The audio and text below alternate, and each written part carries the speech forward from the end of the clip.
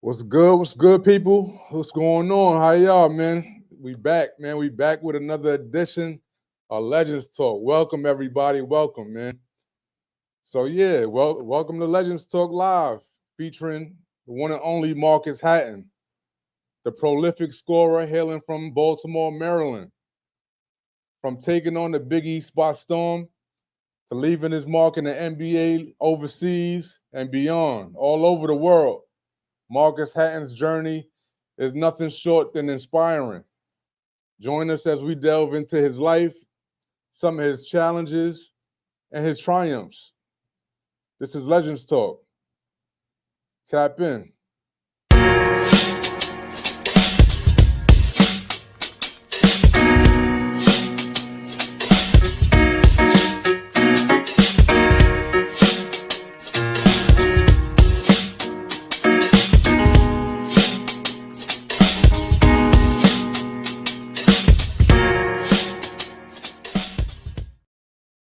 Yeah, what's up, my boy? What's up, my guy? I appreciate you for having me, man. The one and only Marcus Manhattan here, baby. Yo, man, it's a pleasure having you, man. I really appreciate you taking your time out to come chop it up with me, man. You, my man, you know what I'm saying? You legendary in these streets, man. And it's a pleasure, man. It's a pleasure. Man, like I said, man, it's a pleasure to be here. Man, I've been following you for a minute, and all the elite athletes and legends that you've been having on here, man. It's just an honor to be in the company of some of them, to have to be able to share this platform, chop it up with you, just to get my story out there. So thank you for having me again, Cal. Nah, no doubt, man. This is a long time coming, man. You know what I'm saying? Seen you numerous times, and we chopped it up, and now we here, man. So definitely, man, we gonna get right into it. Yo, yeah. All right, we back. But Man, yeah, thank you. Yeah, we've been our paths been crossing. We've been seeing each other a lot more because I'm a lot closer in New York. I'm close here. I was in right. Baltimore for most of my time, and I got some opportunities to get here closer to New York. So now it's our time now. Nah, of course, man. Of course, man. Let's get right into it, man. I know the people, you know what I'm saying? They people waiting, man. I've been posting a lot of clips. I've been posting a lot of content on, you know what I'm saying, on your history. And you know what I'm saying, got a lot of good feedback from it. So I'm sure the people wanna hear, your story. And we're gonna get right into it, man. Man, I call it the golden era.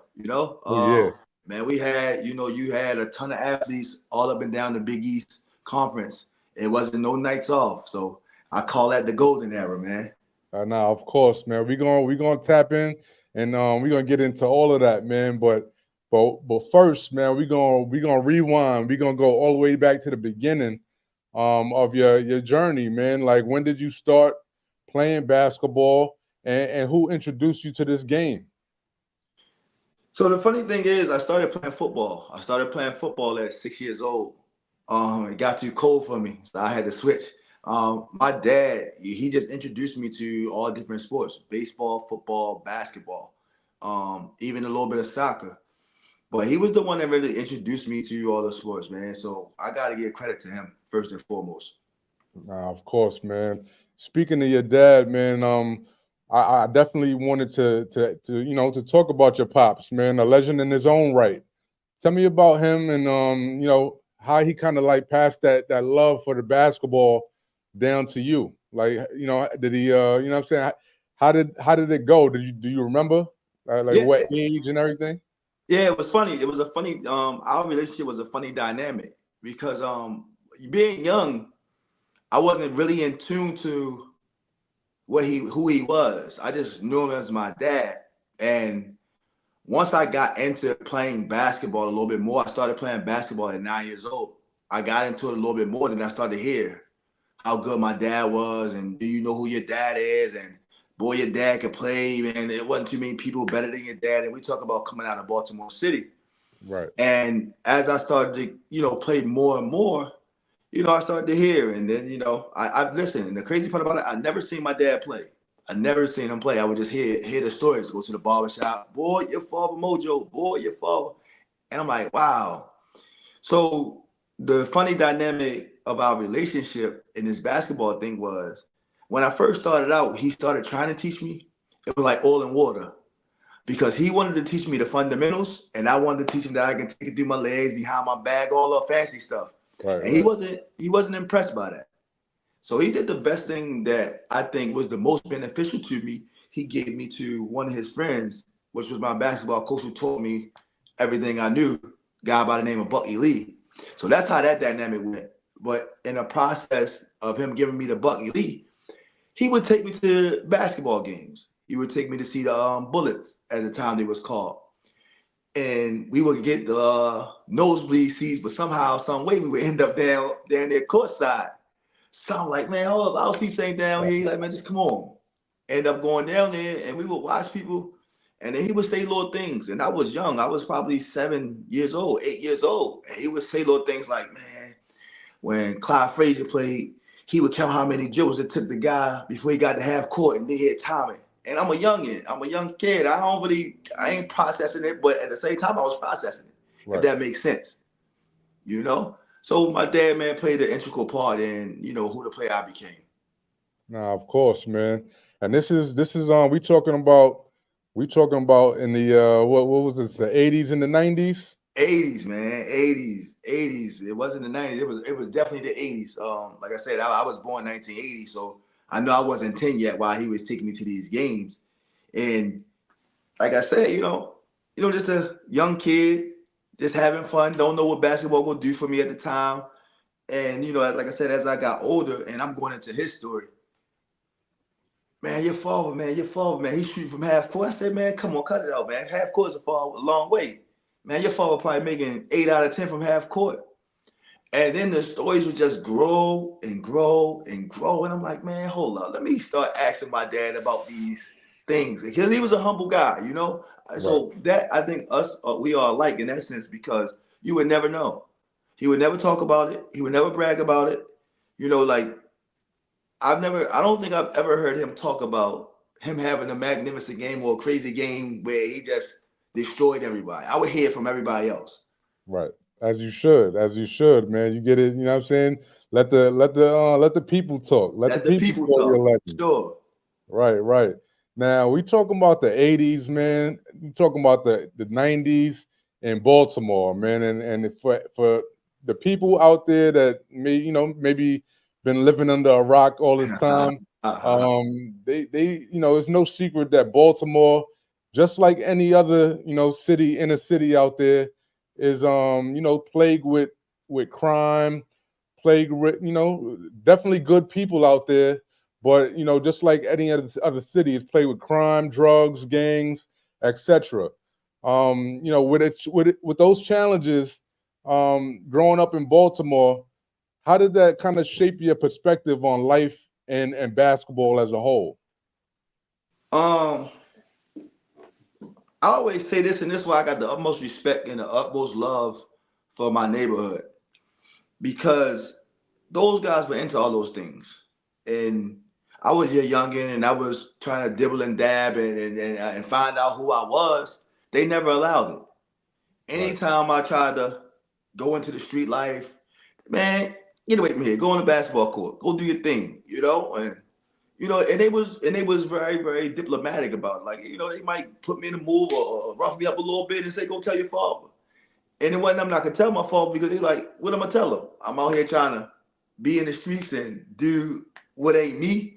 And he like, yeah, that's what they supposed to do. So my father had that kind of pull, man, that kind of strength around in the city where I believe he just put the word out, man. This is my son, man. Can y'all look out for him? right, So any type of thing I try to indulge in, he already knew. Plus, they knew I was his son, so I couldn't even really indulge in it. right. And it's again, like any inner city, the people kind of the people that was into those the gangs and stuff like that. Once they see you that you serious about this game, it's like, yo, leave him alone. You know what I'm saying? They see that promise in you, and it's like, yo, Nah, they kind of steer you into the right direction. And that it takes a village, really and truly. No, for sure. And I was just about to you just took the words out of my mouth about, it takes a village. It really do, man. Um, we had the people. We had the people, mothers, uncles, brothers, like everybody, and where I was from, we was family. Like you said, if you had the ability to hoop, man, go ahead, man, give it everything you got. Don't worry about nothing. So like you said, most of the cities throughout the world go through has the same thing, has the same storyline. They dealing with high crime, drugs, gangs, how you navigate through it. Like, once you find that tunnel vision and what you want to do, meaning whatever sport, football, basketball, baseball, soccer, whatever it is, people make sure that you stay afloat that path. Definitely, man. There's countless people, man, that kind of look out, man, and we need that as youngins, getting brought up in these environments. But what kind of motivated you to kind of stay focused throughout the years, and driven, considering all of the temptations and the obstacles that you faced growing up in Baltimore? Man, I love basketball more than anything. So that dynamic was easy for me, honestly, because anytime I got the basketball taken away from me, I was having a miserable day. So I knew that my love for basketball was what I wanted to do with my life. So I knew at that point I was going to give it everything that I had.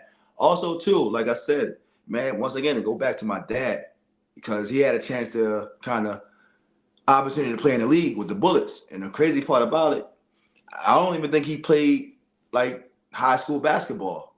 And to have that opportunity, and we had a talk, and I was like, man, look, if I ever get the opportunity, I'm gonna take full advantage of it. His story to me was, he wanted to be home with me to raise his son.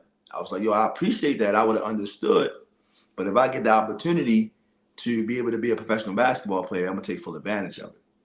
Nah, of course, man, as you should. You know what I'm saying? Ah, facts. So fast forward a little bit. You went to well, oh man, we lost him. We're gonna get him right back though. Yo, Yo. yeah, all right. So you went to I don't want to chop this up, man. So we just gonna do the abbreviated way, the abbreviated version. But you went to Mervo Tech for high school, right? Yep. You know what I'm saying? What did high school basketball look like for you? And were you getting recruited heavily at that point? If so, like, what are some of the schools that was kind of knocking on your door? Honestly, I wasn't. Um, and I had a great high school career, so let's not get it misconstrued. At that time, I didn't understand the importance of being on some of those circuits. All I played was AU basketball. Then I got a couple of breaks to play like in ABCD camp. I did okay. I didn't do as good as I was having a high school career. So that didn't really open anybody's eyes. Say, oh, this kid Marcus Hatten. My high school career, man, and the players that we played against, Kevin Braswell, Timothy Lyles, Shante Rogers, Kevin Norris. The Right. list goes on and on. For Michael Lloyd, the list goes on and on with great Baltimore basketball players. And like I said, at that time, I wasn't getting highly recruited because I wasn't on some of the circuits. Um, but I still continue to work every day to get better as a basketball player. I knew I had the ability to play amongst that talent, that type of group, but I just didn't have the opportunity to be on that stage like everybody else. No, that's tough, man. You ultimately you went the JUCO route, Mm-hmm. and ended up going to Tallahassee Mm-hmm. Community College, and that kind of that kind of motivated you or propelled you to move forward with your basketball career. Like, tell me about that step in your in your basketball career, and what was your mindset like? You know what I'm saying? Did you have goals and aspirations to kind of go to a Division I school early on, or did that kind of matriculate later on as you kept going? So once again, I told you, I always knew I had the ability. It wasn't that I wasn't good enough to play college right away. So my last year in high school, like I almost averaged like a quadruple double. Like I averaged like 23 points, 12 assists, 9 rebounds, and like 7 steals, something like that, like something crazy. Yeah. And I didn't really have the grades. Like I had just borderline grades to, pass. But when you look at the core courses, I didn't have it. So Right. we talked about going to prep school. And I was like, man, I don't want to play no more high school basketball. Like I'm going to be bored playing prep school. I want to go where guys are stronger, faster, and just overall better. So that's when I got in contact with my guy, Renard Smith. And he told me about Tallahassee Community College. Fast forward that process, got down there. Coach Mike Gillespie, I just talked to him yesterday. Man, he challenged me in every way. Boosie Thornton had just came from there the year before, and he Tough. went to St. John's. We kind of from like the same neighborhood, so we kind of never talked about like what was next for us. Like how it ended up that we had the same exact route, So that was never nothing planned. It just ended up happening that way through a friend named Renard Smith. JUCO, man, was tough because I was homesick. Like the first 2 months I was okay, and then that homesick just kicked in. Like I was going to practice, and at the practice I was coming in my room, and Brodsky was down there. That's the crazy part about it. Brodsky was down there with me. And they're like, yo, what's up with you? Like, what you on some All-American type? Like, yo, Right, like right, it's 6 o'clock, 7 o'clock in the afternoon. I'm in bed. I'm like, man, I'm homesick, man. I don't know you guys, man. I come here to go to practice, hoop, and I figure it out after then. So, those guys kind of like really like, yo, come on, bro. Like, we all down here on the same thing. Like, yo, you cool. Like, we can kind of link up or get to know each other because you got to be around them for 8 months, 9 months.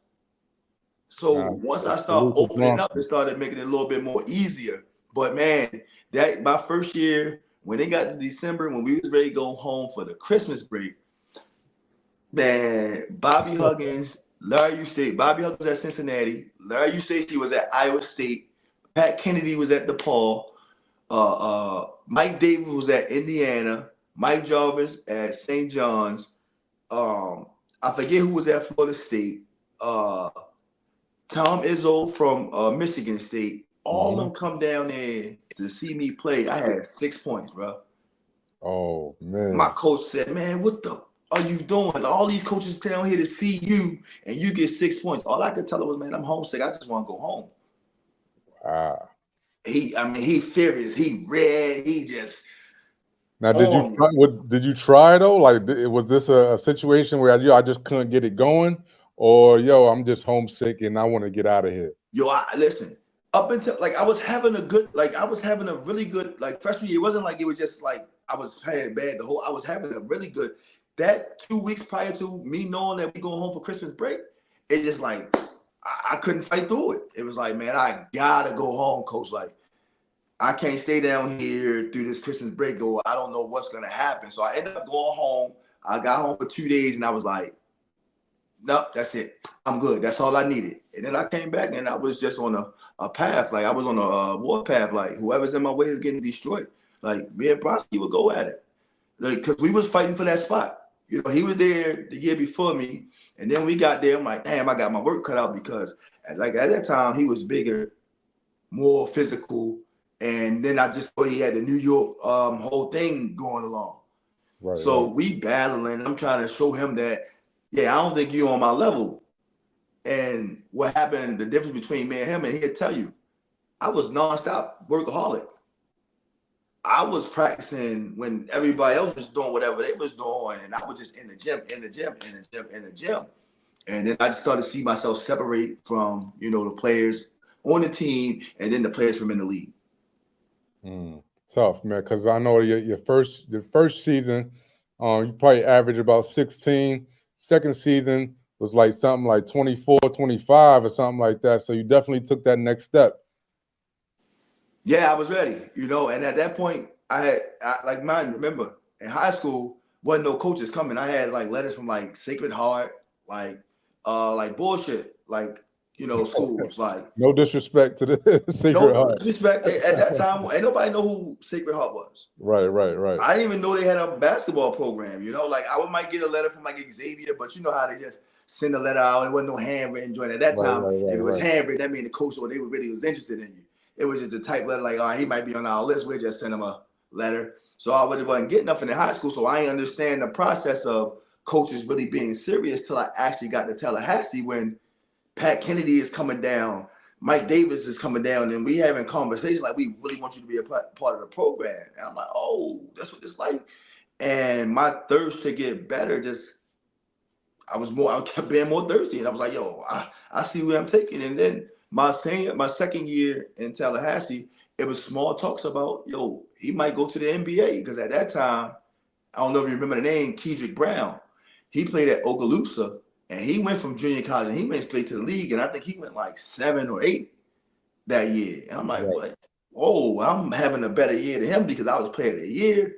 And they talking about it, but I knew in my head I wasn't ready for the league yet. So I wanted to really enjoy college. So it was down to St. John's, DePaul, and it was one more. It might have been Indiana, but I wasn't sure. But I knew I didn't want to be far away from home because I was just doing that in Tallahassee.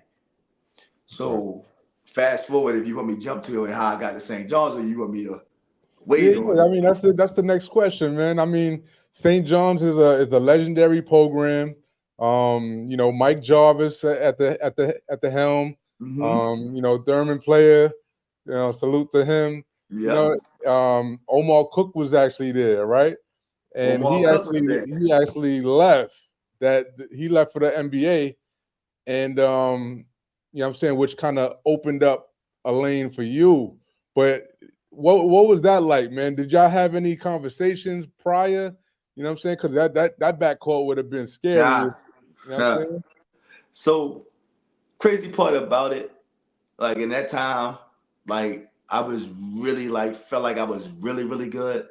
So I really wasn't dependent on nobody. Whoever was there, that's what I was accepting. Those were my cards. I went to the visit with St. John's, and I rarely talked to any of the players. Right. I was mostly with Derman player, and he was just breaking it down on how everything worked. Alex Evans, Kevin Clark, Deuce, and then Jarvis. And I was like, man, I didn't even work out with them. I wasn't even promised a starting job. Like they didn't promise me I was starting. I said, you know what, this feels right. I'm coming. I asked Derm. I said, Derm, where's the letter of intent right now? I still had 2 more visits to go to. I called my man Renard Smith. I said, yo, I'm not going to them other visits. Like, I don't need to go. I'm good. Like, I didn't play. I didn't do nothing. I just like, yo, Darren, I'm coming. You ain't even got to worry about it. So I knew Omar because we had played against each other quite often in like the circuits. Like, I knew how good he was. Like I played against him. I played against Andre Barrett. Like, I played against those guys. So I knew what they was like. I didn't have the conversation with Omar for the simple fact I didn't know what he was doing, whether he was leaving, whether he was going. Jobs were mentioning it to me, but I didn't get caught up on, well, if Omar stays or Omar goes, is going to determine if I come. Like, I didn't care because I already knew how to play basketball. Right. Me and Omar didn't have the conversation till after my first year because Jarvis ain't tell him. Like, yo, look, this is what I plan. I plan to have you and Marcus in the backcourt. I think y'all work well together. It was nothing said to kind of make anyone feel, well, Omar, I ain't say me, I'm gonna say Omar because Omar was on that threshold like, yo, do I come back or do I leave?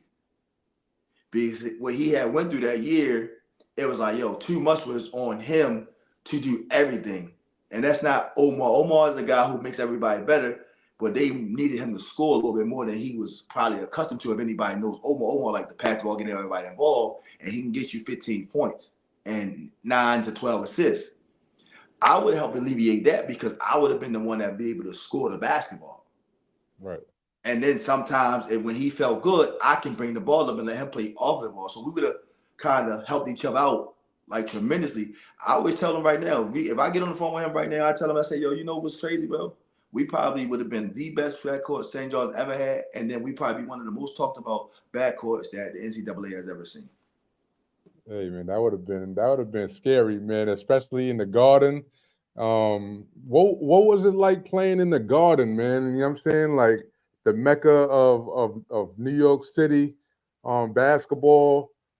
You know, it's a historic place. Just walking in the tunnels back there, man. But you actually got a chance to actually play on a frequent basis, man. What was that like for you?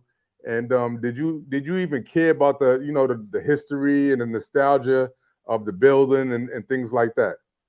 Um, the funny thing about it, I knew the history of the garden.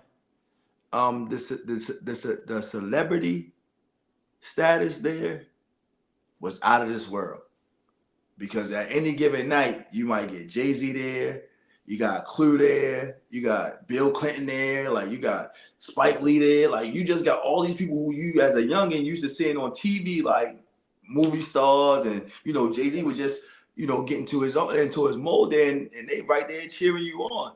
So I wasn't in awe, because like I said, like I had my mind on my mission. I don't got too much time here. I'm trying to get to the league. So I gotta make everything count. So when I got there, it was like, all right, this is the garden.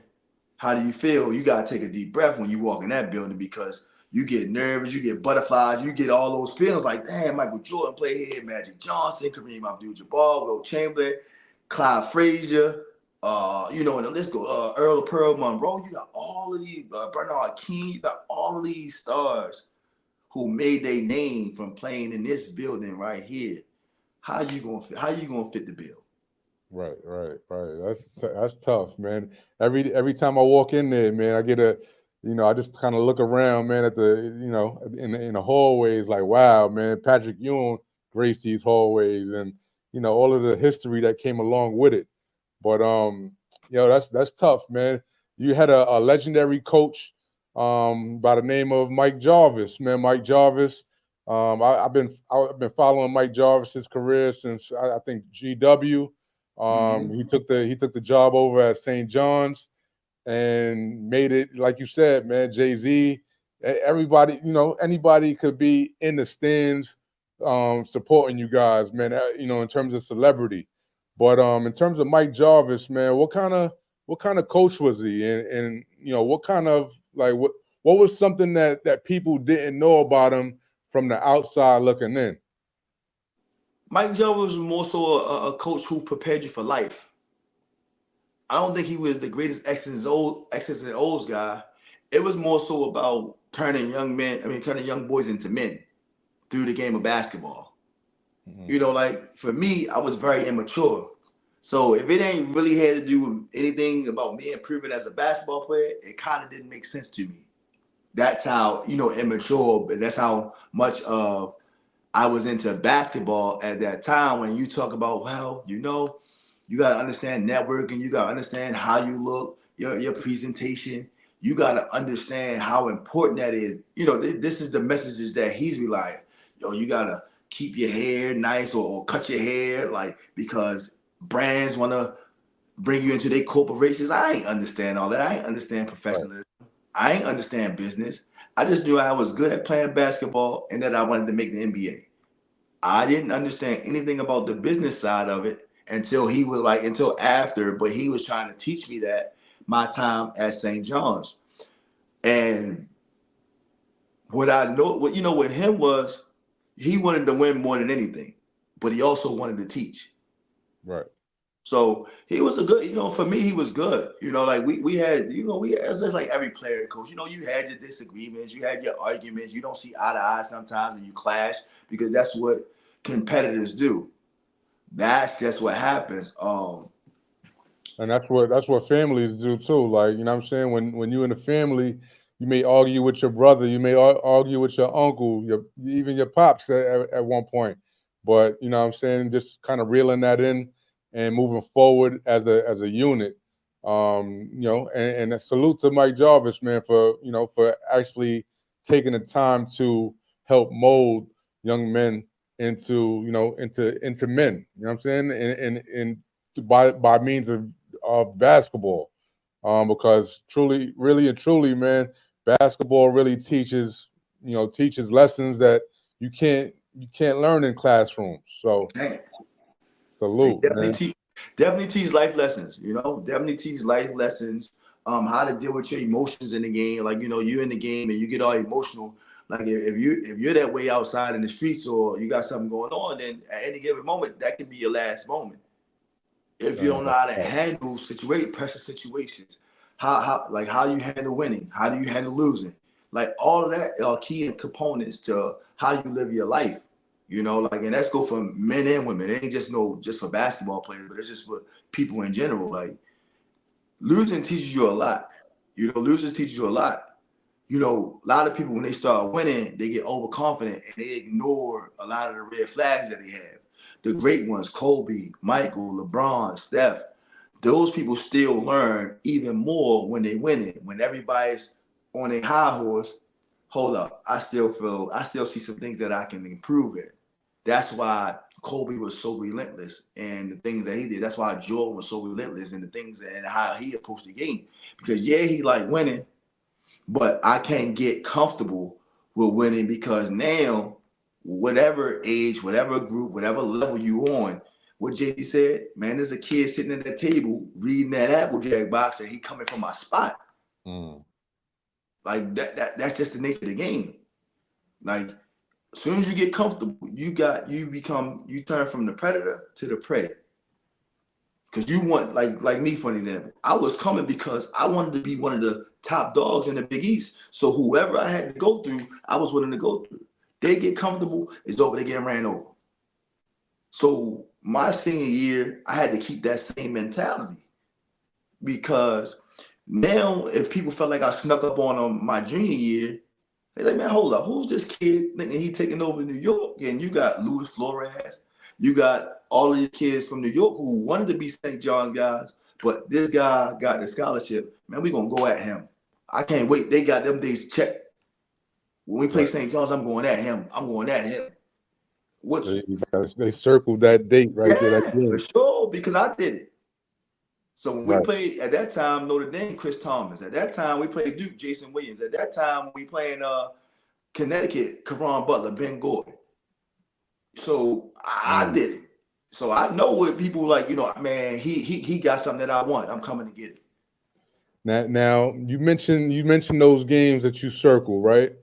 And you mentioned some names. You said the Ben Gordons, you know, the Jay Williams, and so on and so forth, man. But what were some of your most memorable moments, man, as a part of the St. John's Red Storm? And you know what I'm saying, do you have any kind of notable wins that kind of stand out in your memory? My first notable win was the first one because I just wanted to get that winning feeling up under my belt. So I was like, yeah, look, everybody's going to be watching you. The most important thing that people see, especially from New York, is not only can he play, can he win? New York is that type of atmosphere where you can have a good game, but we like to win. You know, you can be good, but at some point, you know, they're about championships. So my first notable game to me was my junior year, Wake Forest. I think that's the game you posted. In the garden where I caught fire and it just seemed like the basket was just big as all outside. Whatever I threw up was gonna go in. I think I scored 18 points in a row that game. We ended up coming back, and at that time they were ranked. The one that everybody remembers, of course, is Madison Square Garden my senior year against Duke. Steal the ball, no time on the clock, make the free throw. That's the one where I get marked as the legend where everybody, man, I remember that game like it was yesterday, and it was 21 years ago.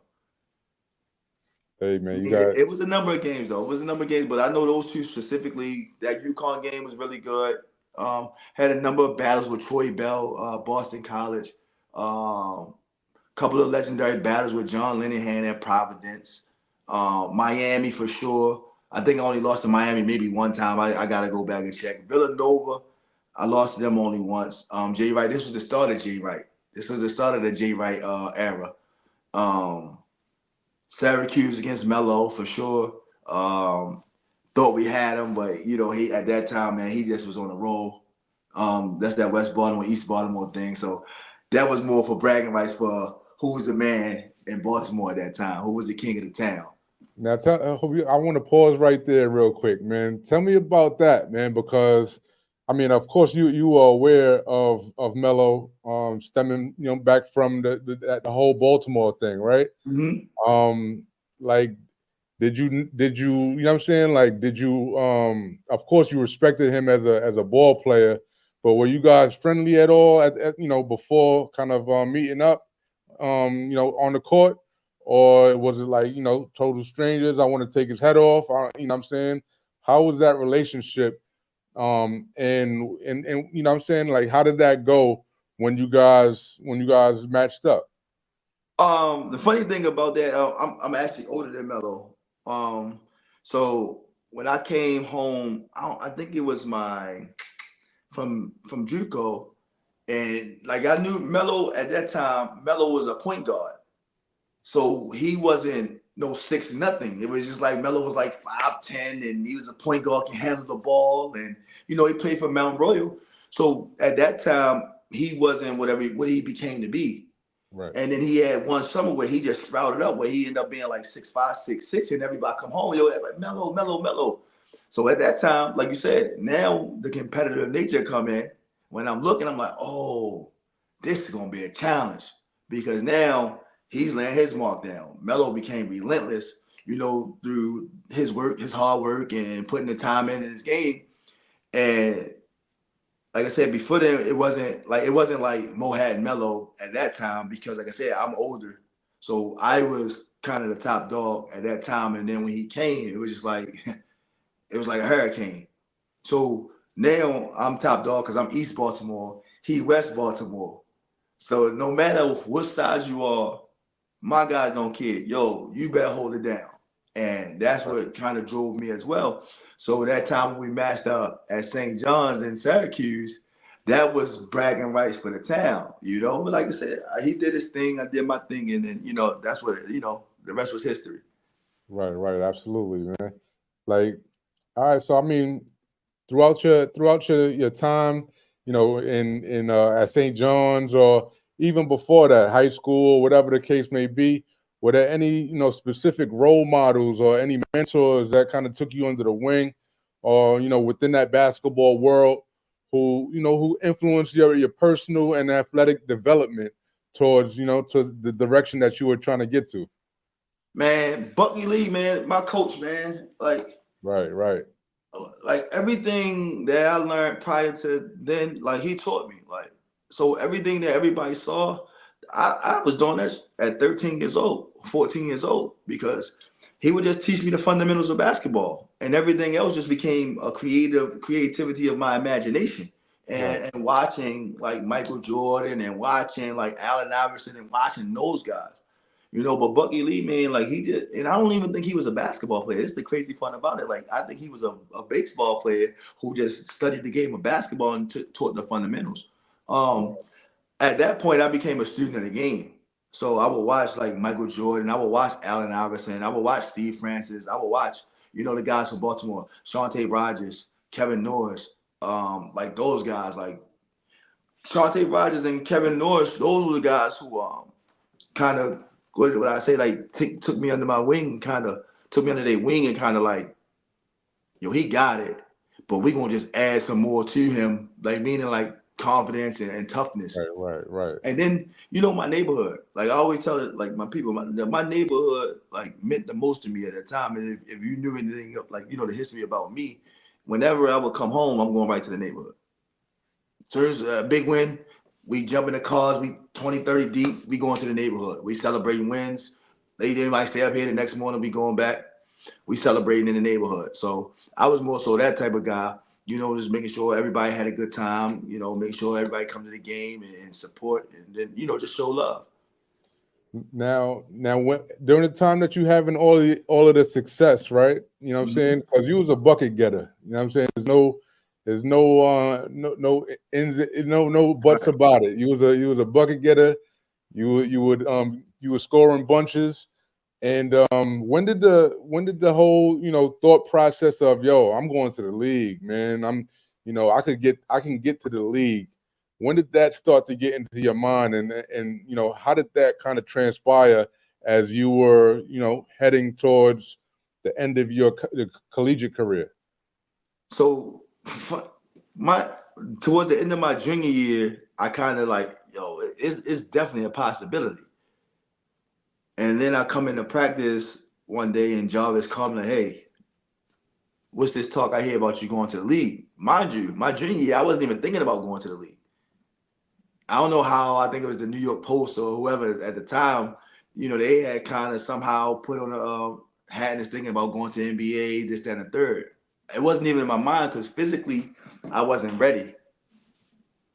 But when you look back at that draft, and as opposed to me coming out in 2003, and I still don't believe that it was 40 people better than me in 03. That was the LeBron Melo class. Right.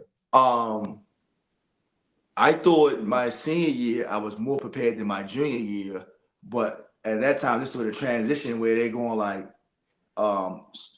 sophomores, freshmen, making the NBA younger per se. Right. So they were drafting underclassmen more, and I was like, all right, man, I'm better. I felt like I was better than those guys and a little bit more polished. So this will help my stop. I think at that time Jason Williams had went, Juan Dixon, John Salmon from Miami. No, Martin Cleve's already gone. But those were the guys who were going in 02. And I said, man, I probably had a better chance going in 02 than 03, which I didn't think. I thought I had a better chance in 03 because I thought I was more polished. Right. If So that makes sense. You kind of got caught in that whole time of NBA getting younger and younger and the one and done situation. So you got caught right in between there where you were a senior or junior or senior, and they were looking to get freshmen and sophomores. But also too, this is not at the time. This is like point guard, real point guard. They wasn't really doing the tweeners back then. Like now, Right. like so, my man Andre Stanley, he said, "Boy, you was 10 years before your time." Because if you look at point guards now, they taking 20 plus shots. Right. Everything is going through the point guard. At that time, you got Chris Paul, you got Darren Williams, you got all of those guys who are point guards, who are pass first, pass second, shoot third. Right. Facilitators more so. Facilitators. And my journey at St. John's, because I had to score first, score second, and then score third, and then fourth, like facilitate. Right. So they like, oh, we don't know if he's a tweener. We don't know if he's a point guard. We don't know if he's a shooting guard or he's too small to be a shooting guard. And then they were always going through that whole Allen Iverson thing where, he come in and, Bubba Chuck is Bubba Chuck. So, like they ain't trying to get caught up in that. So, that was just, I was caught in the changing of the times where I was kind of ahead of my time for the guards that they wanted. Like I said, if you think about 10 years after I left, then that's when all the point guards that was scorers started to flourish. But 10 years prior to, it was the whole facilitator point guard. Right. Now, like you said, man, there wasn't 40 players better than you in that 03 class. But it was no secret you went undrafted in that 03 in that 03 draft class. Mm-hmm. What was the mindset like after that, man? Like was it expected, what I'm saying, that they may bypass you, or did you believe that a team would draft you or at least pick you up afterwards? So Detroit had the 23rd pick, Joe Dumars Jr., me, Troy Bell, and Reese Gaines. And Joe Dumars Jr. said out of his mouth, whoever does good in this workout is who we taking at 23rd. And I'm like, oh, here it is. So now I'm getting half because I'm like, man, this is my time. This is my chance. I go out and I destroy that workout and those guys. To the point where ESPN the magazine wrote the article, said the king hails from Queens. Marcus Hatten was the best player in this workout. I mean, I'm shooting the ball, I'm playing defense, I'm dunking the ball, I'm doing everything. So I'm thinking like, yeah, I'm locked in at 23rd.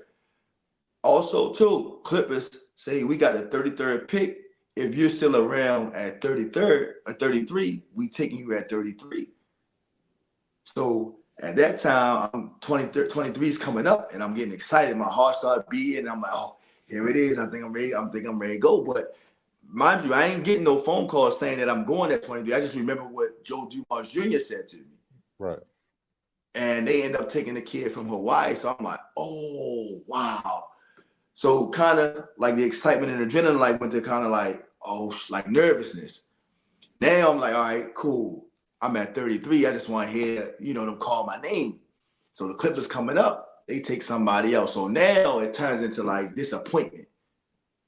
Right, right. Like we had like 20, 30 people at the little hotel party we had in Manhattan, and everybody we didn't hear my name. And the crazy part about it, they was chanting my name in the garden from like pick 25 all the way until 40 something. Like if you go back and you watch that draft, you'll start hearing them from pick 33, 30 something, Marcus Hatten, Marcus Hatten. Like, and then I got excited because I'm like, okay, it's gonna happen because the people was calling me.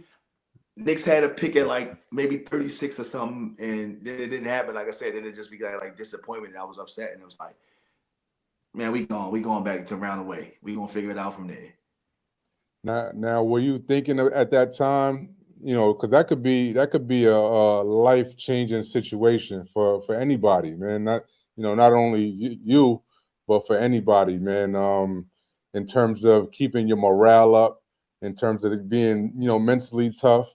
But of course, it could be devastating not to hear your name called, especially when what I'm saying, the people are chanting your name. You know what I'm saying? Mm-hmm. But like, what did you still have that kind of drive or that hunger to go to the league, or was it like, did you feel defeated?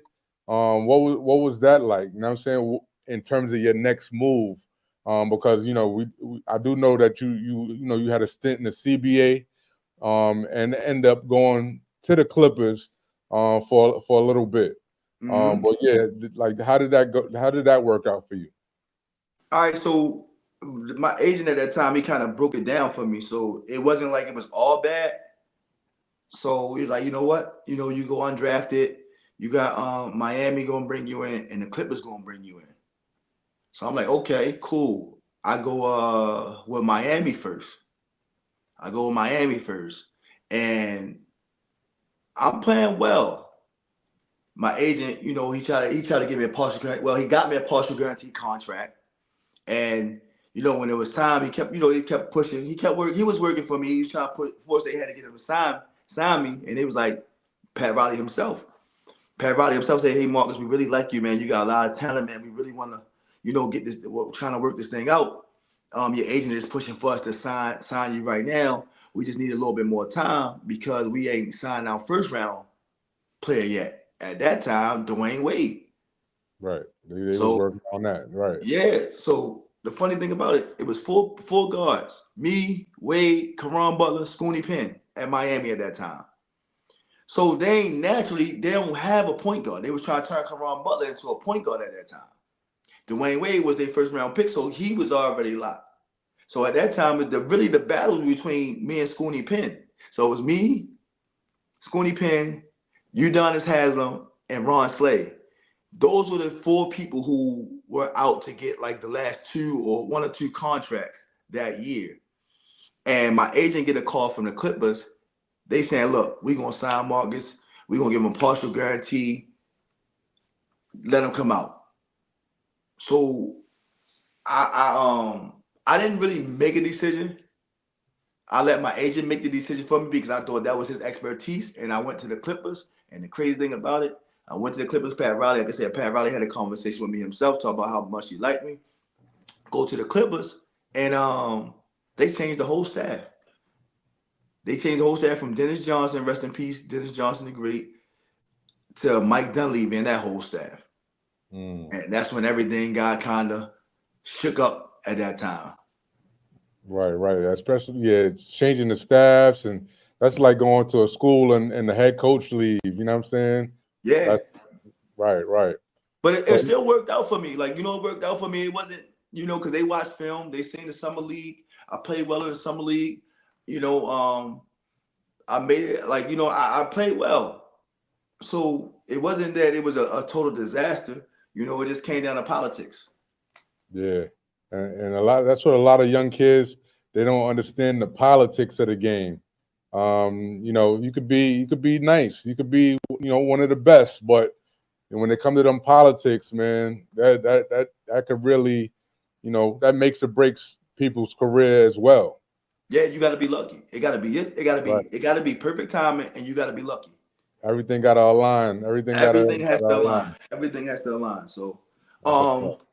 so in that sense, that's when I went overseas, and I was still having the ambitions. I still was ambitious enough to say, man, I'm getting in that league. I'm getting in that league.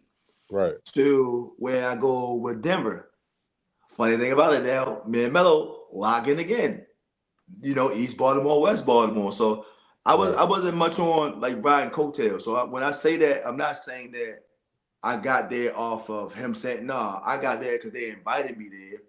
Um, when they did what I had to do, I wasn't relying on a relationship with Melo to make the team. I was going there to do and show them people that I can play. Right. So Michael Cooper, who was assistant coach at the time, he tells me, he said, man, when them lights come on, you show out. You show out. They thought they were just gonna bring you here just to fill a roster and cut you the first week. So I'm like, oh, I turned it up even more. Right. So now I'm going through, the whole thing. We get to it's like 2005ish, 2005 season. We go through it, and each week that they trying to get rid of me, I started playing better and better. So I go in and meet with Jeff Bisdelic, I think is his name, and he said, Marcus, you do this good, this, that, and the third. He said, sorry, it's gonna come down to a numbers game. Do you got any questions? I look at him like, what am I asking you? Like, you telling me, I prefer you tell me I need to go work on something, get stronger, be more of a Right. point Right. guard, be more of a vocal leader, whatever. Just tell me something that is going to motivate me even more to go work on. But you're telling me that I do everything good and it comes down to a number game, so they don't got nothing to do with me. They got everything to do with just being in the wrong place at the wrong time, if that makes sense, Right. Right. It's like And then after that, nothing I you can was do like, about that. yeah. So after that, it was just like, and I was 26 at the time, 25 at the time, turning 26. At that time, we're just like, you know what? I'm going to focus on being overseas. I said, there's nothing wrong with it because people make a lot of money overseas. I made a lot of money overseas.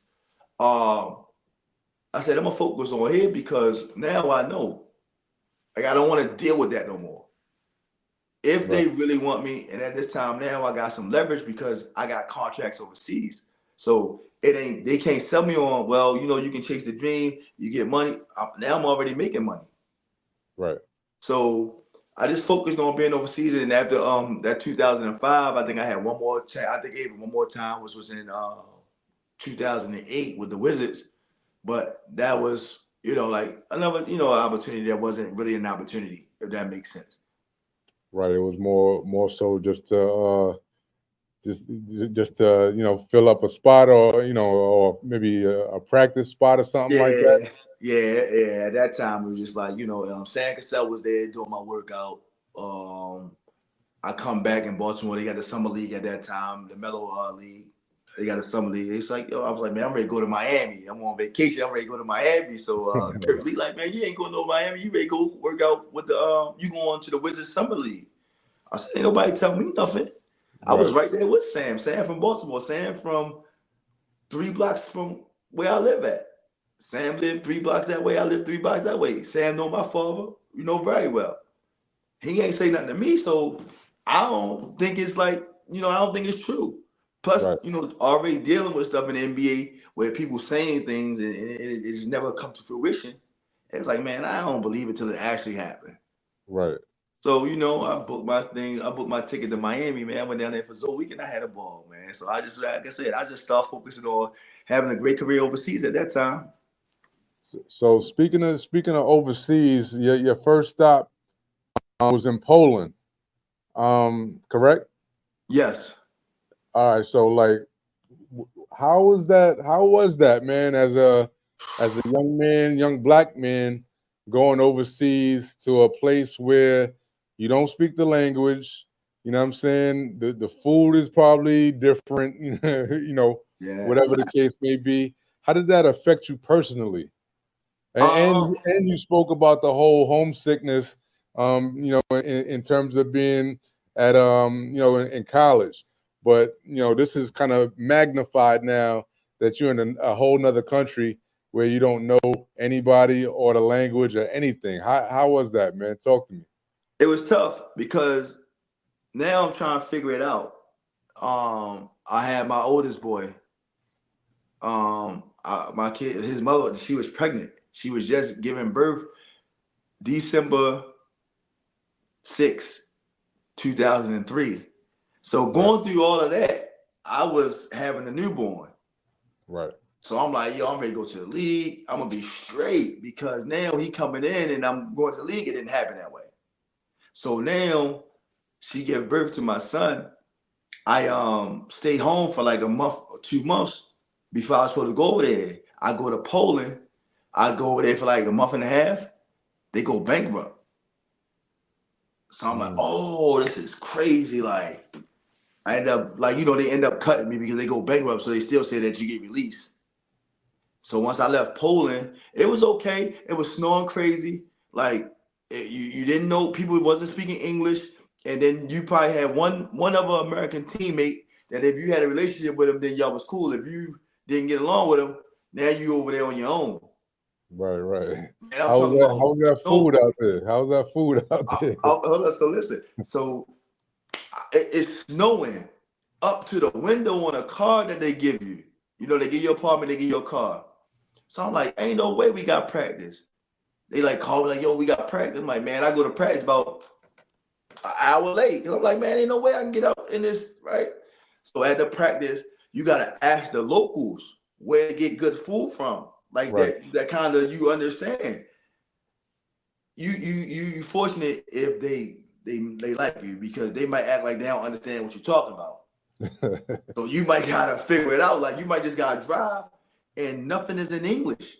And I'm talking about I'm in Poland, nothing is in English. So it's like, yo, I don't know what I'm looking for. I end up going to a spot, I end up getting lucky because they like the whole team get it. They spoke broken English. This way the team come eat. They're like, we got schnitzel. I'm like, what the is schnitzel? I don't know what that is. So it's basically like a chicken cutlet, a fried chicken cutlet, and they put pasta on there. You're like, yo, what Man, is chill this? out, man. Chill out. This ain't no chicken box. We from Baltimore. We want a chicken box. We want a cheesesteak. We want something like that. You talking about chicken cutlet, man? What is that? So now I gotta Snitching. experiment, see if it's good. But I'm in survival mode. Right, right, I gotta eat because they want you to play. You go out there, you play. You know how good you play. They love you. You play like shit. They talk about you like shit. right. What was that? Schnitzel, right? Yeah, schnitzel. I'm like, yo, what the is schnitzel, man? I've never heard that in my life. Like, what? Like, I'm supposed to eat this? What's But it that? ended up Chicken? You actually said that's being good, chicken? though. Honestly, it was good. You said that was chicken, right? Yeah. All right. Yeah, man. All I need is some chicken. You know what I'm saying? How you say chicken in Polish? Man, I don't even know, man. Listen, I don't even know, man. So the crazy part about it, and that, like I said, I was over there by myself. So Right. I definitely wasn't cooking. So I was eating out most of the time. And you do that every day, that starts to get expensive. That get costly.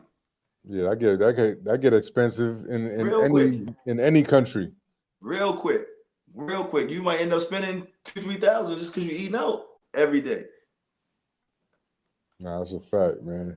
Now, like what like in terms of being disciplined, man, because I know that, especially out there, you gotta stay on your regimen. You gotta stay very, very disciplined. Like what role does discipline play in your approach to basketball? And how is it kind of like translated to other aspects in your life? Um, as being a basketball player, like the more you work, the more work you put in, the better you become. It's just facts, right? Now you gotta understand at this time, because you're a professional now, you can't think like you from high school, you can eat what you want and you can still go hoop. Like you eat a chicken box, you go hoop 5 minutes later. College, they try to teach you how to prepare yourself to be a professional. So what has to happen is you gotta, like you said, you ain't gonna eat out at fast food restaurants. So you ain't eating McDonald's, Burger Kings, and all that. You eating the proper food that's gonna help you energize your body and also take care of your body. But my Right. father kind of taught me those things. He like, take care of your body will take care of you. So I always worked out. So I was always disciplined in that. I got to the point where I was working out before the game and I was working out after the game. I was working out the next day I was working out the next morning after the game, and then whatever we had to do when we had to work out when the team, because you'll have weights in the morning and then you'll have shooting. Right. So they set you a schedule where you can't fall too far off because you really ain't gonna have, you really got time on your hand. But if you focus, you over there, you ain't know too much like going nowhere because you don't know too much. So you in the gym, you're in the weight room. Right, And right, until you figure it out, like, once you figure it out, then you know how to move. Like, you know what nights the clubs is on, you know what restaurants you go to, you know where everybody meeting up at, once you figure it out. But for the most part, I'm a competitor by nature. Like, I'm always a competitor. So I'm not giving nobody no advantage of me where I'm partying 4 days out the week. You might catch me out once or twice a month right. because I'm trying to make sure that when it's time to play, that I'm in tip-top shape. Yeah, and that's part of that discipline that I just spoke about, right? 100%. Nah, that's a fact, man. Now there's no, what I'm saying, like everybody has, you know, other things that they do other than their main thing, right? Like, what aspirations do you have beyond your basketball career? And how do you see your experiences kind of shaping your future goals? Um, right now, my aspirations as of now is, mentor as many kids as I can to understand the same way I've been mentored Right, and allow basketball to help me navigate through life. So I try to give that back to my community, first and foremost, Baltimore. Now I'm transitioning up here in New York to kind of have that same inspiration to the youth now. But as you follow me. I'm a fitness guru. I'm a fitness junkie. Like, I love working out. I still work out sometimes twice a day. I'm 3 hours in the gym. I'm working out outside. Um, and now I'm getting into real estate. So those are my goals. That's my inspiration, and that's my aspirations as of now. And I'm coaching high school basketball as well too. oh, tough, tough. Where you coaching at? I'm in New Jersey, Cliffside High School. We actually just did something that they haven't done in a long time. We became conference champions last week. Now we got a high ranking. We hosting our first state game in a long time. Went to the Jamboree, so we're doing a lot of great things this year. And this is my first year at the helm as a head coach. Yeah, that's tough, man. I wish best of luck in that, man. Appreciate it. Now, I mean, everybody can't be squeaky clean or whatever in terms of, image or whatever the case may be. I know Mm-hmm. you had some ups and downs, some situations with the law and all of that stuff. Mm-hmm. But how important is it to you to kind of like be recognized not only for your skill in basketball, but also for your character and your leadership off the court? And like you said, that come through experience. Like you said, I wasn't no squeaky clean athlete. Like, I had my trials and tribulations as well. Like, I had my run-ins with the law as well. Um, Fortunate enough that it didn't railroad me Right. like some athletes. Like, it had some other athletes. But man, you just gotta learn, man. Like, you have to It's life. take heed. You have to take heed to the people who come before you, who are trying to tell you that some of the same things that they went through, you're gonna go through. Because I think sometimes we become naive. Like, man, I don't know what he's talking about. Man, I'm slicker than him, or I know I ain't gonna get caught up like that. And we become green to certain situations and think that I don't stink per se. Right. So if we just take a page out of the people who come before us, and really have a listening ear to what they're trying to school us on, because it's easy to decipher what's for you and what's not. You can tell when somebody bullshitting you and somebody genuinely cares about you by how they're giving you the message. Like, how are you perceiving it? How are you receiving it? Are you listening to what they say, or are you listening to how they're saying it? I think a Right. lot of people listen to how somebody's saying something as opposed to what they're saying. Right. Now that's So, a gem. That's a you gem know, right like, there. like some people like, yo, he yelling at me. So once somebody yelling at you, become defensive. Right. So you ain't thinking about what they saying while they yelling. You just thinking about why they yelling at me. and you can't function, you can't process it clearly. But like I said, man, trials and tribulations, man, my run-ins with the law, man. Like I said, I'm just fortunate that it didn't railroad me, it didn't stop anything, and that I was able to actually come back and be relatable to some kids who actually get into trouble with the law. Right. Whether like a lot of the kids now, they smoke marijuana. A lot of the kids, like this kid Mikey Williams, get caught on gun possession charge. Like you can't do both. You can't be in the streets and be an athlete. It just doesn't work. Nah, that's a You know, fact. you have to be able to choose. Like if you want to be successful, you want to create something where you're able to change your family's life as well as your friends. Then you got to make that sacrifice and wanting to be a street guy or a gangster or whatever they want to call it, and just be who you are. Be true to yourself. And like I said, I struggle with that. So that's why I'm able to tell people, yo, be true to yourself, because I had the gangsters around me. Like, I still was true to myself, but and sometimes you get caught up in that web, because now you have to think that way if you hanging around those guys, because you never know what's gonna come. So it's cool because everybody say, oh, yo, he around such or such and such hanging around him. But when you leave them, you don't know what they're getting into. And when y'all get back together, they bringing that type of energy around you.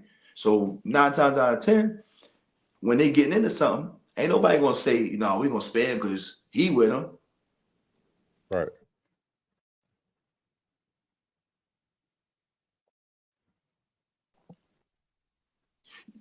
Because of the image. But if we're true to ourselves, then we know, bro, I see you tomorrow, bro. I appreciate it. Like, look, this is what I'm doing.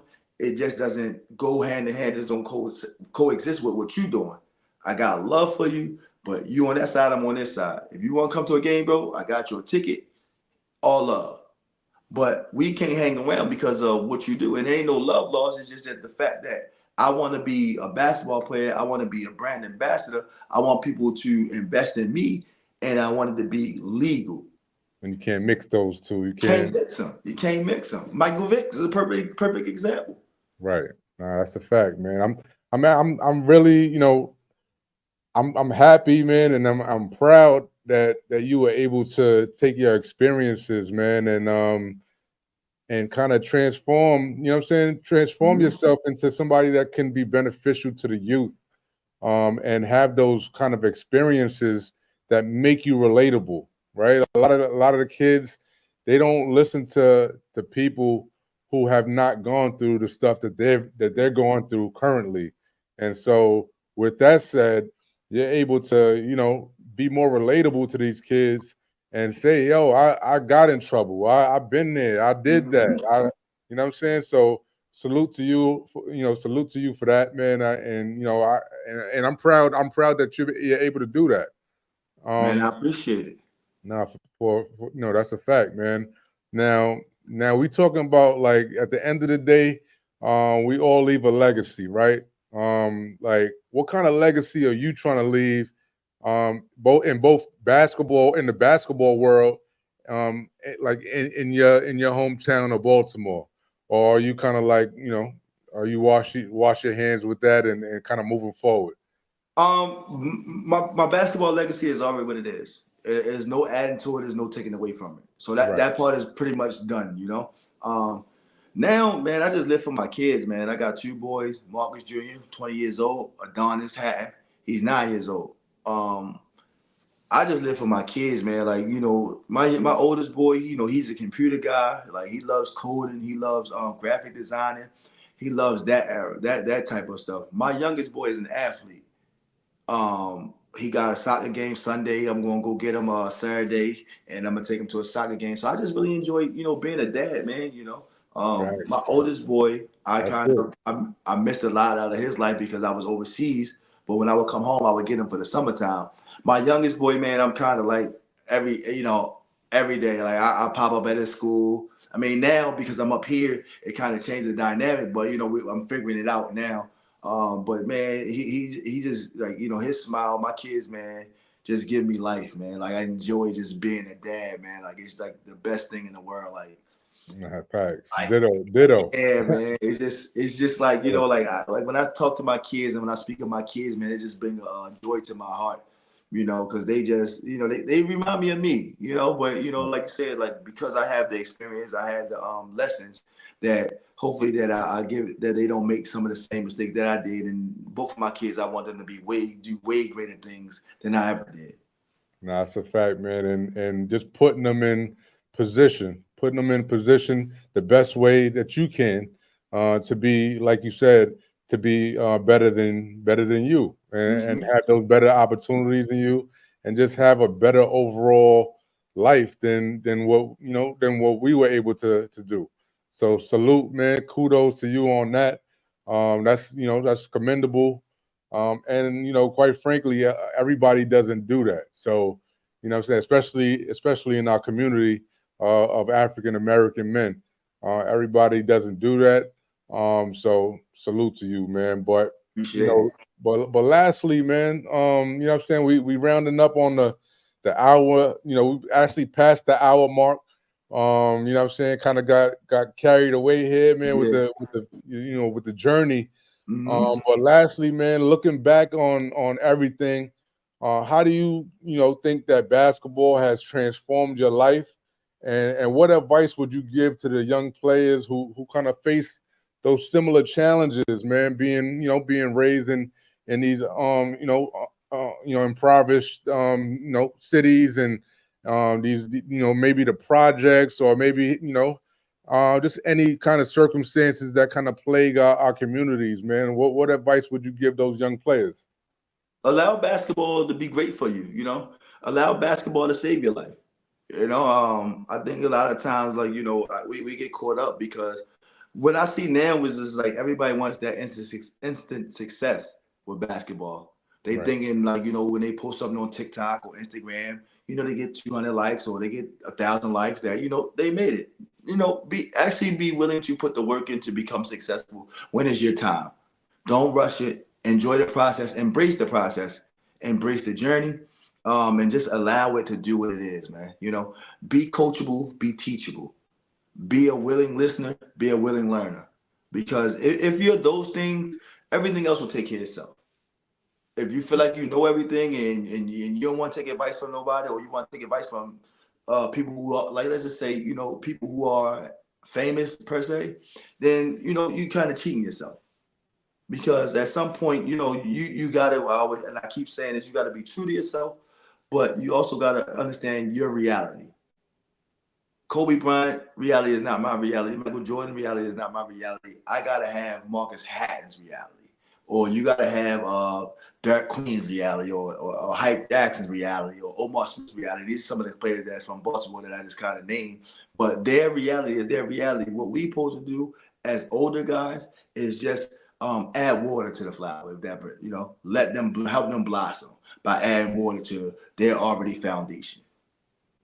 Mm. Tough, man. Tough. Words of wisdom right there, man, for everybody watching. What I'm saying, thank you, thank you, thank you so much for tuning in. Marcus Hatten, what I'm saying, truly legendary icon in this game. We salute you, champ, man. What I'm saying, much respect goes out to you and everything that you've been able to accomplish, man. We wish you the best. And we're going to stay tuned, man, to see what you got going on. And we rooting for you over here on this side, man. Definitely appreciate New York, man. That's my second home, man. They welcome me with open arms, man. But yeah, please stay tuned. High school basketball, Cliffside High School, man. We going for states next weekend. We got the we hosting the game. Hopefully we bring that chip in and we be able to create a name for ourselves, and we just keep on pushing, man. Let's go. Let's get it, man. Let's get it. Let's get it, Appreciate you man. having me, Cal, man. I really do, man. Appreciate you, champ, man. Stay up, man. And if there's anything that I could do for you, let me know. You know what I'm saying? I'm here, man. And once we do this interview, man, this Legends Talk, man, we family now, man. And what I'm saying, I truly, what I'm saying, truly mean that, man, from a perspective of building community, man. So I appreciate you for taking the time out to share your journey. And we stay in tune, man. We stay in tune with what you got going on, man. Man, appreciate that, man. Baltimore City to New York City, man. We here, man. Like, Is, anybody is from there Baltimore City, know that is they can there do anybody? Is there anybody you wanna shout out, man, or salute? You know what I'm saying, on the way out? Man, just the whole Baltimore City, man. You know, they got it, man. You know, I think this is a underrated city. I love my city. Just always want to, put on for my city. And like I said, New York is my second home. Nothing but love for New York. Everybody, man, it's peace and blessings, man. Nothing but good energy. Salute, champ. Appreciate you. Appreciate it, man. All right, bro. All right. Peace. There you have it. There you have it, man. Mr. Marcus Hatten, man. You seen him light up the garden. You seen him, you know what I'm saying? You seen him overseas. You seen him in the NBA, in that NBA jersey with his name on the back. Hey, man, he lived the dream for the people that never made it.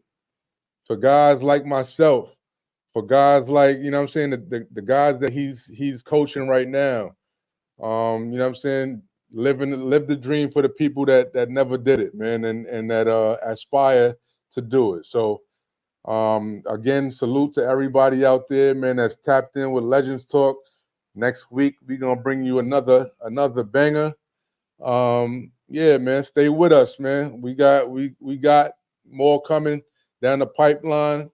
Pause or whatever you want to do with that. But yeah, man, appreciate y'all. Stay up.